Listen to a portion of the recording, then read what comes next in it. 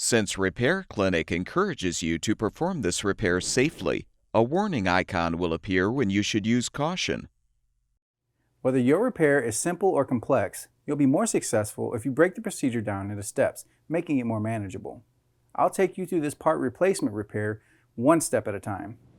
To replace the pressure switch in your LG washer, you will need a flathead screwdriver and a drill driver with a Phillips bit. Before you begin the procedure, unplug the washer. Pull the washer away from the wall.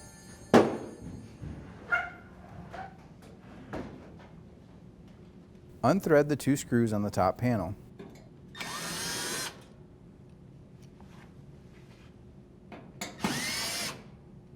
Slide and lift the top panel off.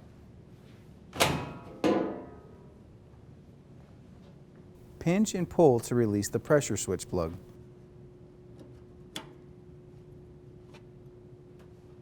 Lift the tab with the screwdriver and turn the pressure switch counterclockwise to remove.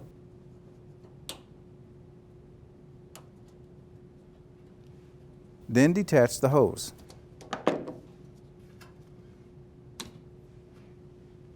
To install the new pressure switch, attach the hose to the switch.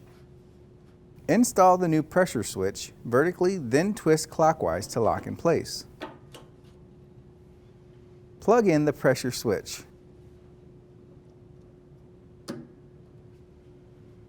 Rethread the 2 screws onto the panel.